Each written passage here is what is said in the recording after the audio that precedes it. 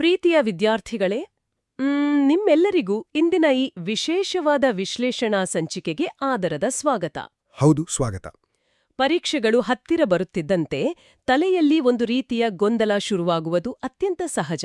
ಇಷ್ಟು ದೊಡ್ಡ ಪಠ್ಯಕ್ರಮವನ್ನು ಹೇಗೆ ಮುಗಿಸುವುದು ಮತ್ತು ಎಲ್ಲಿಂದ ಓದಲು ಶುರು ಮಾಡುವುದು ಎಂಬ ಪ್ರಶ್ನೆಗಳು ನಿಮ್ಮನ್ನು ಕಾಡುತ್ತಿರಬಹುದು ಅಲ್ವಾ? ಖಂಡಿತ ಕಾಡುತ್ತಿರುತ್ತದೆ. Today we are analysing the blueprint for class 9 summative assessment 2 2025-26 science subject. ಹೌದು, ಇದು ಕೇವಲ ಮೇಲ್ನೋಟದ ಚರ್ಚೆಯಲ್ಲ. ಪರೀಕ್ಷೆಯಲ್ಲಿ ಅತಿ ಹೆಚ್ಚು ಅಂಕಗಳನ್ನು ಗಳಿಸಲು ನೀವು ಯಾವ ಅಧ್ಯಾಯಗಳಿಗೆ ಅತಿ ಹೆಚ್ಚು ಒತ್ತು ನೀಡಬೇಕು ಎಂಬುದನ್ನು ನಾವು ಇಂದು ಆಳವಾಗಿ ಬಿಡಿಸಿ ಹೇಳಲಿದ್ದೇವೆ. ನಿಜ. ಯಾವ ಅಧ್ಯಾಯದಿಂದ ಎಷ್ಟು ಅಂಕಗಳು ಬರುತ್ತವೆ ಎಂಬ ನೀಲನಕ್ಷೆಯ ಹಿಂದಿರುವ ಗುಟ್ಟು ರಟ್ಟಾದರೆ ನಿಮ್ಮ ಸಿದ್ಧತೆಯ ಹಾದಿ ಸಂಪೂರ್ಣವಾಗಿ ಬದಲಾಗುತ್ತದೆ. ಹಾಗಾಗಿ ಈ ಚರ್ಚೆಯನ್ನು ಬಹಳ ಗಮನವಿಟ್ಟು ಕೇಳಿ. The total marks for this assessment is 80. 80 ಅಂಕಗಳು. ಒಂದೇ ಬಾರಿಗೆ ನೋಡಿದಾಗ ಇದೊಂದು ದೊಡ್ಡ ಬೆಟ್ಟದಂತೆ ಕಾಣಬಹುದು. ಹೌದು. ಕೆಲವರಿಗೆ ಈ ಸಂಖ್ಯೆ ಕೇಳಿದಾಗಲೇ ಸ್ವಲ್ಪ ಭಯವಾಗಬಹುದು. ಆದರೆ ವಿಜ್ಞಾನದ ಪರೀಕ್ಷೆಯಲ್ಲಿ ಈ ಅಂಕಗಳನ್ನು ಗಳಿಸುವ ಪ್ರಕ್ರಿಯೆಯನ್ನು ನಾವು ಹೇಗೆ ಸುಲಭಗೊಳಿಸಬಹುದು? ಖಂಡಿತವಾಗಿಯೂ ಇದೊಂದು ದೊಡ್ಡ ಗುರಿಯೆಂದು ಯಾರಿಗೂ ಅನಿಸಬಾರದು. 80 ಅಂಕಗಳಿಗೆ ಪರೀಕ್ಷೆ ಬರೆಯುವುದು ನಿಜಕ್ಕೂ ಒಂದು ಅತ್ಯುತ್ತಮವಾದ ಅವಕಾಶ. ಹೌದು. ಸರಿಯಾದ ಯೋಜನೆಯೊಂದಿಗೆ ಓದಿದ್ರೆ ಈ ಗುರಿಯನ್ನು ತಲುಪುವುದು ಕಷ್ಟವೇನಲ್ಲ. ಪ್ರತಿಯೊಂದು ಅಂಕವೂ ನಿಮ್ಮ ವ್ಯವಸ್ಥಿತವಾದ ಶ್ರಮಕ್ಕೆ ಒಲಿಯುವ ಪ್ರತಿಫಲವಾಗಿರುತ್ತೆ. ಸರಿ, ಹಾಗಾದರೆ ಇದನ್ನು ಬಿಡಿಸಿ ನೋಡೋಣ. ಒಟ್ಟು 12 ಅಧ್ಯಾಯಗಳಿವೆ, ಆದರೆ ಅವೆಲ್ಲವೂ ಒಂದೇ ಸಮನಾದ ತೂಕವನ್ನು ಹೊಂದಿಲ್ಲ ಅಲ್ವಾ? ಕರೆಕ್ಟ್. ನಾವು ಇವುಗಳನ್ನು ಅಂಕಗಳ ಆಧಾರದ ಮೇಲೆ ವಿಂಗಡಿಸಿ ಅತ್ಯಂತ ಮುಖ್ಯವಾದವುಗಳಿಂದ ಆರಂಭಿಸಿ ಪ್ರತಿಯೊಂದನ್ನು ಪರಿಶೀಲಿಸೋಣ. ಖಂಡಿತ. ಮೊದಲಿಗೆ ಅತಿ ಹೆಚ್ಚು ಅಂಕಗಳನ್ನು ಹೊಂದಿರುವ ಅಧ್ಯಾಯಗಳ ಕಡೆಗೆ ಗಮನ ಹರಿಸೋಣ. Let us begin with the highest scoring chapters. Chapter 3 is Fundamental Unit of Life with 10 marks. 10 ಅಂಕಗಳು. Chapter 4 is Tissues with 10 marks. ಕೇವಲ 2 ಅಧ್ಯಾಯಗಳಿಂದ ಒಟ್ಟು 20 ಅಂಕಗಳು ಬರ್ತಾವೆ ಅಂದ್ರೆ ಆಶ್ಚರ್ಯವಾಗ್ತದೆ. ಹೌದು.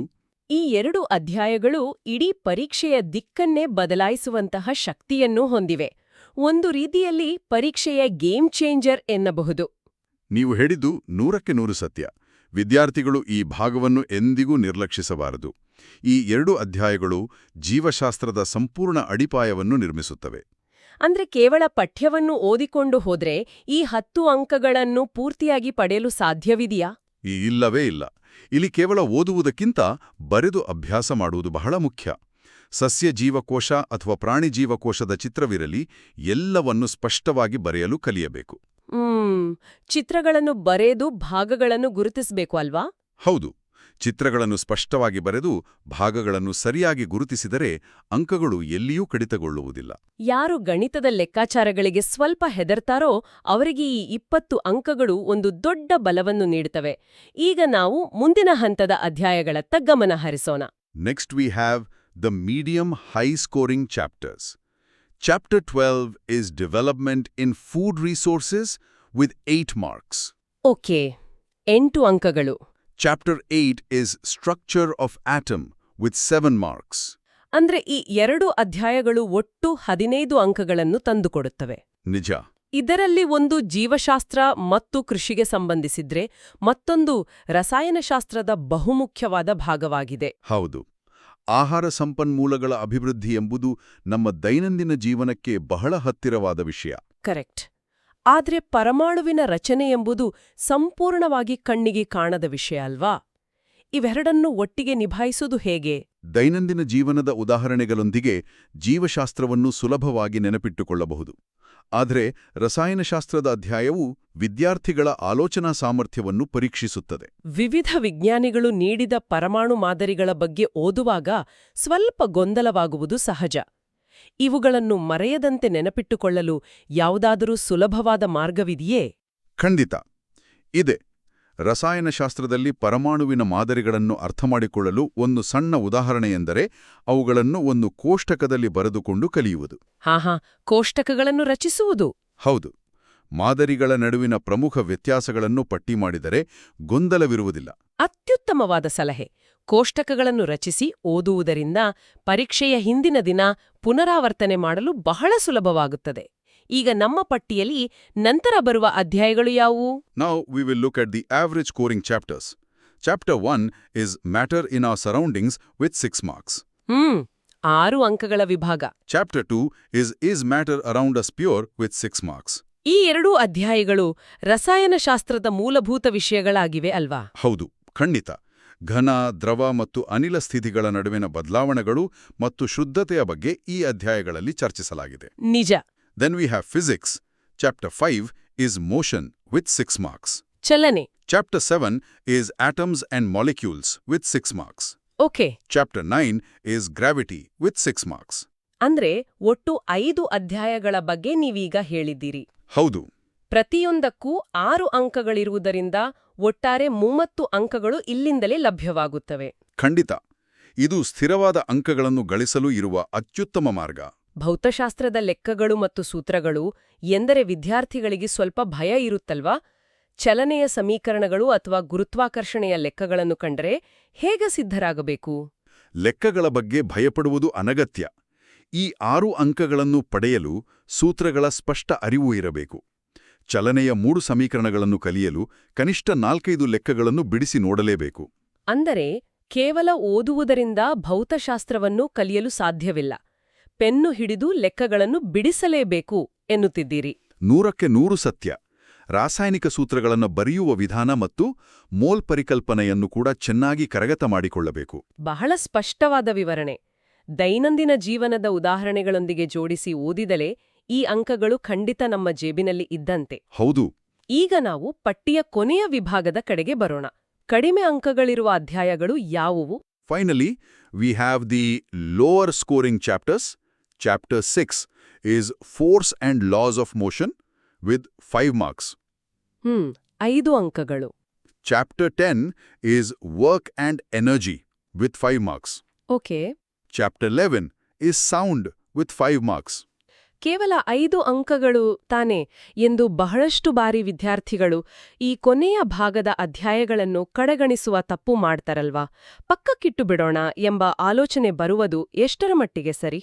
ಇದು ಸಂಪೂರ್ಣವಾಗಿ ತಪ್ಪು ನಿರ್ಧಾರವಾಗುತ್ತದೆ.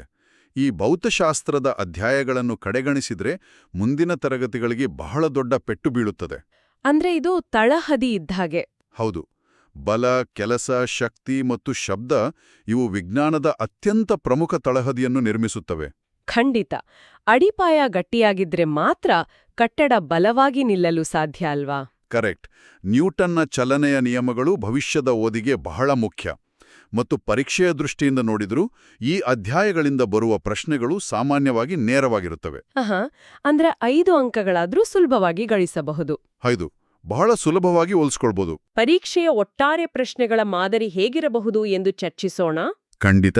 ನಮ್ಮ ಮುಂದಿರುವ ಈ ಅಧಿಕೃತ ದಾಖಲೆಯಲ್ಲಿ ಬಹು ಆಯ್ಕೆಯ ಪ್ರಶ್ನೆಗಳು ಎಷ್ಟಿರ್ತವೆ ಅಥವಾ ದೀರ್ಘ ಉತ್ತರಗಳ ಪ್ರಶ್ನೆಗಳು ಹೇಗಿರ್ತವೆ ಎಂಬ ಮಾಹಿತಿ ಲಭ್ಯವಿದೆಯಾ? ಇಲ್ಲ. ನಮ್ಮ ಮುಂದಿರುವ ಈ ಅಧಿಕೃತ ಮೂಲ ದಾಖಲೆಯಲ್ಲಿ ಪ್ರಶ್ನೆ ಪತ್ರಿಕೆಯ ಮಾದರಿಯ ಬಗ್ಗೆ ಯಾವುದೇ ಸ್ಪಷ್ಟವಾದ ಮಾಹಿತಿ ಇಲ್ಲ. ಅಂದ್ರೆ ಪ್ರಶ್ನೆಗಳ ವಿಭಜನೆಯ ವಿವರಣೆ ಇಲ್ಲಿ ಇಲ್ಲ. ಹೌದು. ಆದರೆ ಇದರ ಬಗ್ಗೆ ಆತಂಕ ಪಡುವ ಅಗತ್ಯವೇ ಇಲ್ಲ. ಮಾಹಿತಿ ಇಲ್ಲದಿದ್ರೂ ಆತಂಕ ಪಡುವ ಅಗತ್ಯವಿಲ್ಲ ಎಂದರೆ ಹೇಗೆ? ನಾವು ನಮ್ಮ ಸಿದ್ಧತೆಯನ್ನು ಯಾವ ಆಧಾರದ ಮೇಲೆ ಮುಂದುವರಿಸಬೇಕು? ನಮ್ಮ ಬಳಿ ಇರುವ ಅತ್ಯಂತ ಪ್ರಬಲವಾದ ಅಸ್ತ್ರವೆಂದರೆ ಈ ಅಧ್ಯಾಯವಾರು ಅಂಕಗಳ ಹಂಚಿಕೆ. ಪ್ರಶ್ನೆಗಳು ಯಾವುದೇ ಮಾದರಿಯಲ್ಲಿ ಬಂದರೂ ಆಯಾ ಅಧ್ಯಾಯಗಳಿಗೆ ನಿಗದಿಪಡಿಸಿದ ಒಟ್ಟು ಅಂಕಗಳು ಬದಲಾಗುವುದಿಲ್ಲ. ಹೌದು, ಇದು ಬಹಳ ಸೂಕ್ಷ್ಮವಾದ ವಿಚಾರ. ಇದನ್ನೇ ಆಧಾರವಾಗಿಟ್ಟುಕೊಂಡು ನಾವು ಅತ್ಯುತ್ತಮವಾದ ಸಿದ್ಧತೆಯ ತಂತ್ರವನ್ನು ರೂಪಿಸಿಕೊಳ್ಳಬಹುದು.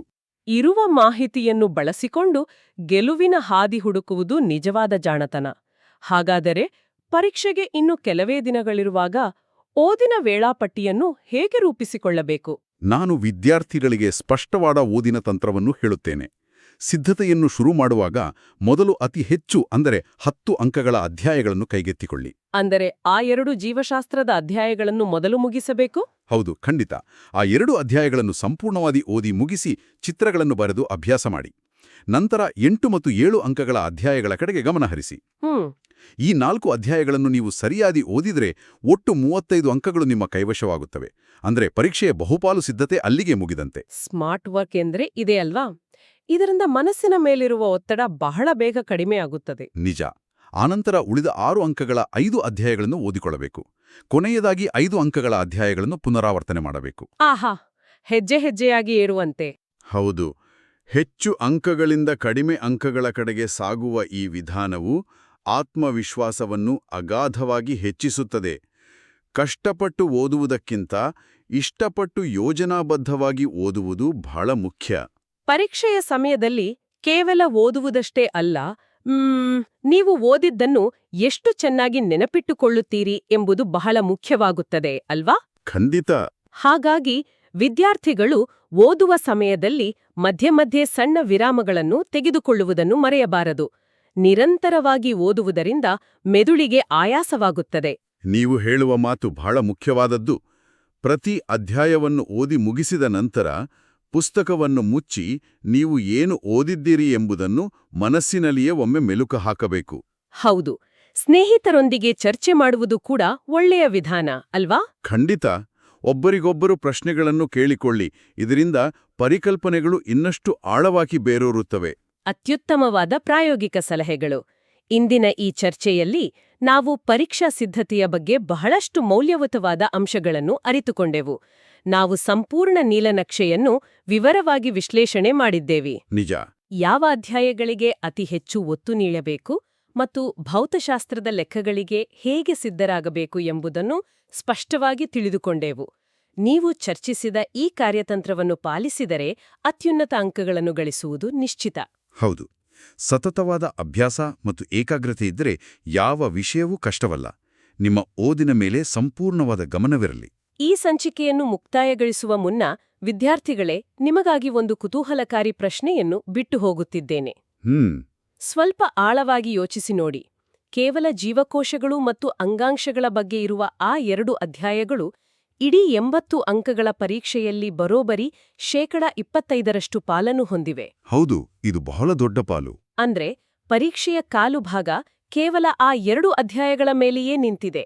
ಹಾಗಾದ್ರೆ ನಿಮ್ಮ ಇಂದಿನ ಓದಿನ ವೇಳಾಪಟ್ಟಿಯಲ್ಲಿ ನಿಮ್ಮ ಒಟ್ಟು ಸಮಯದ 25% ಸಮಯವನ್ನು ಆ ಅಧ್ಯಾಯಗಳಿಗೆ ನೀವು ಪ್ರಾಮಾಣಿಕವಾಗಿ ಮೀಸಲಿಟ್ಟಿದ್ದೀರಾ? ಇದು ನೀವು ಚಿಂತಿಸಲೇಬೇಕಾದ ವಿಷಯ. ಹೌದು, ಇದು ನಿಮ್ಮನ್ನು ನೀವು ಕೇಳಿಕೊಳ್ಳಬೇಕಾದ ಬಹುಮುಖ್ಯವಾದ ಪ್ರಶ್ನೆ. All the best for your examination. ವಿದ್ಯಾರ್ಥಿಗಳಿಗೆ ಪರೀಕ್ಷೆಗಾಗಿ ನಮ್ಮ ಕಡೆಯಿಂದ ತುಂಬು ಹೃದಯದ ಶುಭಾಶಯಗಳು.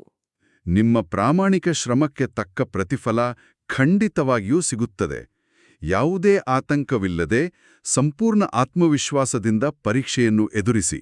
ಯಶಸ್ಸು ನಿಮ್ಮದಾಗಲಿ ಎಂದು ಹಾರೈಸುತ್ತಾ ಇಂದಿನ ಈ ಚರ್ಚೆಯನ್ನು ಇಲ್ಲಿಗೆ ಮುಕ್ತಾಯಗೊಳಿಸುತ್ತಿದ್ದೇವೆ. ಧನ್ಯವಾದಗಳು.